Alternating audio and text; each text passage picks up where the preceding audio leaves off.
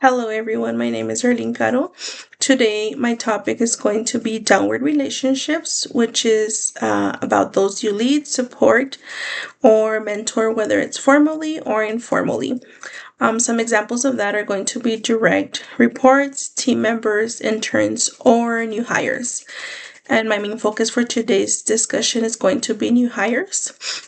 The reason that I selected this topic is because as a leader, I believe it is important to build and maintain a good team in order for you to be successful in an organization, despite of whether you're in the medical field or in another type of career. Without having a good team, I believe it's hard for you to be successful. Not only not successful, but you could have situations of tension, gossip, or even lack of work. So obviously as a leader, you want to make sure you maintain that, you build up and you maintain that positive environment in order to be successful. So for example, in my case, I work in a clinical setting. At the moment, I am a clinic supervisor, and I always try to make sure I keep the environment positive, make sure we don't have any gossip and attention or any type of jealousy going on. I make it clear to everyone that our goal in the clinic setting is to provide the best patient care at all times. And that means having good communication with each other, working as a team, and obviously at the end of the day, being there for the patients is what really matters to us. So I want to make sure new hires are provided with adequate, sufficient training in their roles, in addition, making sure all questions are answered and staff feels confident with the training provided. So when a new hire starts, it is important to obviously train them, educate them, provide them with all the tools that are necessary. So it all depends on the type of environment that you have. There's times where people will shadow another person, let's say for a week or two, or even up to a month. Or there's times where leaders will have new hires do trainings on the computer or go to classes where other departments train them. So it all depends on the person that you're hiring, on what type of learning and how they like to process things. So that's why it is important also to get to know the new hire and how they work in order for that to be adapted into the environment that they're going to be working in. So my insights are I want to avoid promising things that I can't keep or under delivering things to new hires. We need to be realistic and make sure to make the new hires aware of the limitations that we have. Making changes on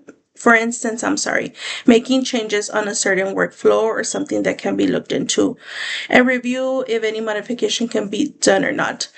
I don't know, but there's times where leaders will I'll promise you a raise if you finish with your task within 3 months. Or they'll promise you having you being promoted to another position. So those kind of things shouldn't be promised on my end. I believe it's something you can do. You can There's really shouldn't be no promises in the leadership role. It's more of like talking it over and saying, okay, what can we do to improve it, or what modifications can we do to make things better for you in order for you to be successful obviously in your task, but also meeting the organization goals at the same time. Also, the importance of building relationships with staff members and finding ways on what I can give rather than what they can give me. So according to the Halleck YouTube video that we watched, network doesn't have to feel gross. He does mention that we do need to build relationships. As a leader, sometimes we want to keep our boundaries with our staff members, which is totally fine. But at the same time, you do need to build some type of relationship professionally, obviously, and just get to know the person and make sure that they feel confident and comfortable coming to you and talking about their problems. So that's very important as a leader to make sure that you are doing.